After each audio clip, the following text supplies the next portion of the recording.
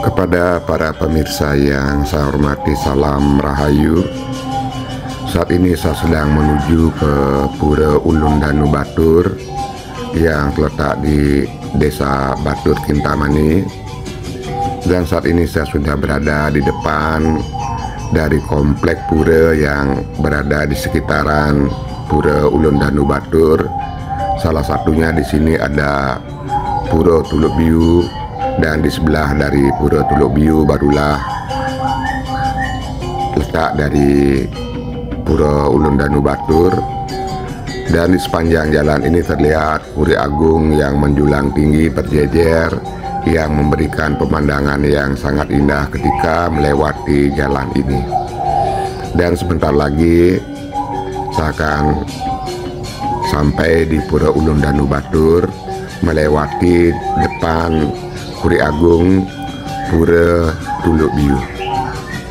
Dan di Pura Tuluk Biu saya sudah pernah mengupload video tentang keadaan pura dan pelinggih-pelinggih yang ada di pura ini. Dan saat ini saya tidak akan lagi menjelaskan tentang pelinggih ataupun beliau yang disitanakan seperti halnya pada video yang sebelumnya, namun ingin menunjukkan bagaimana kemeriahan, keindahan dari sebuah upacara yang dilaksanakan di Bali, yang akan terlihat salah satunya adalah pelaksanaan medase yang dilaksanakan di Pura Ulun Danu Batur.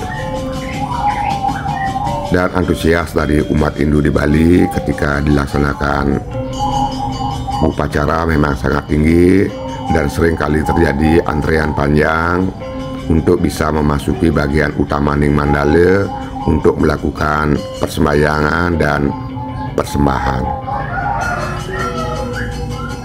Dan biaya yang dibutuhkan untuk bisa melaksanakan sebuah upacara, apalagi di pura sebesar Ulun Danu Batur, memerlukan biaya yang sangat tinggi. Dan ini bisa terlaksana tentunya karena adanya rasa bakti yang tinggi dari umat Hindu, khususnya yang ada di Bali, dan juga didasarkan atas rasa ikhlas mempersembahkan kepada pemilik daripada semua itu, yaitu Tuhan Yang Maha Kuasa beserta manifestasi beliau yang selalu memberikan bimbingan, tuntunan, dan perlindungan kepada umat manusia, khususnya umat Hindu yang ada di Bali maupun dimanapun berada. Didasarkan atas pengertian seperti itulah yang menyebabkan umat Hindu di Bali tidak henti-hentinya melaksanakan upacara, baik dewayatnya, fitrayatnya, manusiatnya, resiatnya ataupun budayatnya. Dan terkadang ada yang menanyakan kenapa harus mengeluarkan biaya sebesar itu hanya untuk membuat bentuk-bentuk yang nantinya juga akan dibuang, atau menghabiskan banyak biaya yang dianggap oleh yang lain itu adalah merupakan hal yang sia-sia. Namun mereka tidak menyadari bahwa disinilah perputaran ekonomi di Pulau Bali. Setiap pelaksanaan upacara maka ekonomi akan berputar, akan dibutuhkan janur, akan dibutuhkan buah, akan dibutuhkan juga pelengkap-pelengkap lain, yang mana akhirnya perekonomian akan bisa berjalan karena adanya pembelian dari benda-benda yang akan dipergunakan dalam melaksanakan upacara. Dan saat ini saya sudah berada di bagian Istana Ning Mandala dari Pura Ulun Danu Batur, melewati Candi Bentar yang tadi nanti akan menuju ke bagian Madya Ning Mandala dari Pura Ulun Danu. Di bagian Madya Ning Mandala ini terdapat sebuah pohon besar yang dihiasi dengan beberapa patung, diantaranya patung Lembu Nandini. Dan di sini juga terdapat beberapa pelinggih, baik pelinggih yang berbentuk meru dan pelinggih lainnya. Di depan dari Puri Agung bagian Madianing Mandala menuju ke utama Ning Mandala dihiasi dengan berbagai bentuk hiasan seperti penjor dan hiasan lainnya, dan juga terdapat hiasan rangkaian bunga, dan terlihat penjor-penjor di sini sangat indah. Tentunya dibutuhkan seni dalam menata, dan tentunya bahan yang dibutuhkan pun tidak sedikit. Bisa dipastikan bahwa biaya pembuatan penjor itu juga sangat tinggi, namun tetap didasarkan atas rasa bakti dan ketulusan serta keikhlasan. Umat Hindu di Bali tetap melakukan yang terbaik untuk menjalankan apa yang beliau yakini, mereka yakini sebagai rasa bakti beliau kepada Sang Pencipta yang memiliki segala hal yang ada di dunia. Karena bagaimanapun juga berkah yang kita terima pun berasal dari beliau, dan sebagai wujud bakti rasa terima kasih, maka umat Hindu di Bali juga mewujudkannya dengan segala bentuk keindahan yang mampu mereka lakukan. Dan bunga-bunga yang ditempatkan di depan dari Puri Agung menambah keindahan dari suasana upacara yang ada di Pura Ulundanu Batur ini. Dan ini adalah joli-joli. Joli adalah merupakan semacam tempat yang dipergunakan untuk meletakkan perlambang dari dewa, atau yang sering disebut dengan pertime, ketika akan menuju dari tempat semula beliau ke tempat suci lainnya. Dan juga biasanya dipergunakan saat akan melasti baik ke beji ataupun ke segara. Maka pertimo perwujudan dewa akan diletakkan dan diusung oleh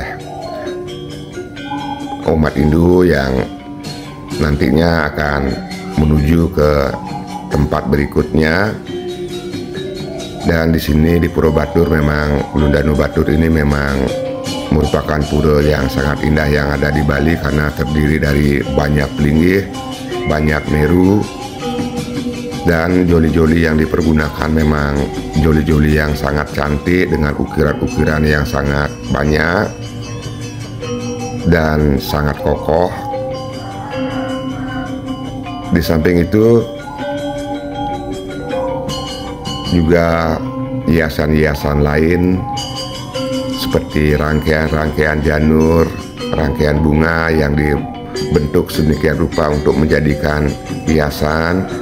Dan ini adalah salah satu bentuk usungan yang dipergunakan untuk menempatkan pertime.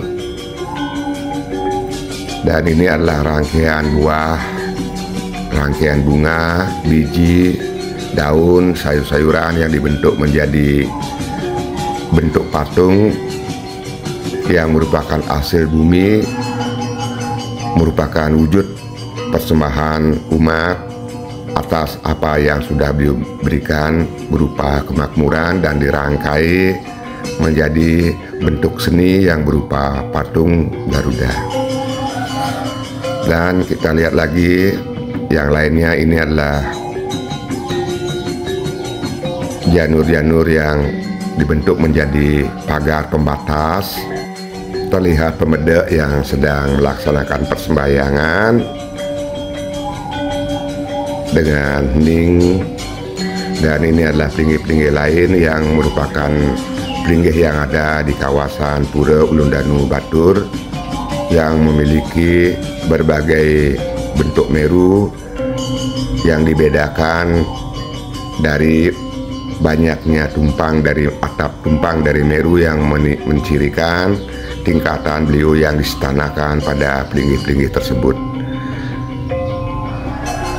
Dan di sini juga banyak terdapat hiasan-hiasan lain yang merupakan simbol-simbol yang ingin diwujudkan. Di belakang patung ini terdapat patung yang dibuat juga dari berbagai bunga, buah, daun, biji-bijian, dan umbi-umbian. Dan ini adalah banten yang dibuat dari kumpulan buah-buahan yang ditata sedemikian rupa, juga membentuk wujud yang diinginkan. Dan ini adalah bagian belakang dari gedong Di sini terdapat meru-meru yang menjulang tinggi dan dibatasi oleh pembatas yang berupa tembok penyengker. Ketika tidak ada upacara, pintu masuk yang berupa pagar besi biasanya tertutup, namun saat ini pintu dibuka karena memang sedang dilaksanakan upacara. Dan terlihat meru-meru berdiri kokoh dan megah, yang juga di sini memiliki tumpang yang berbeda, yang menunjukkan perbedaan kedudukan beliau yang disetandakan.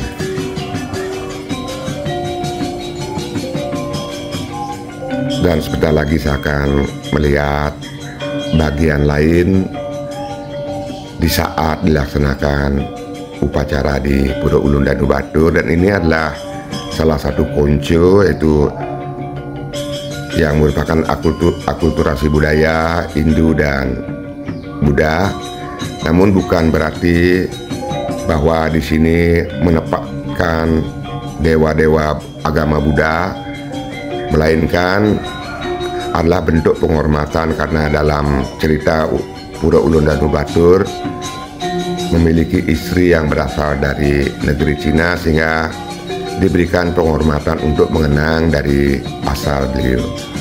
Video akan saya akhiri. Jika ada salah, saya memohon maaf yang sebesar-besarnya, dan tidak lupa saya ucapkan terima kasih banyak. Suksma.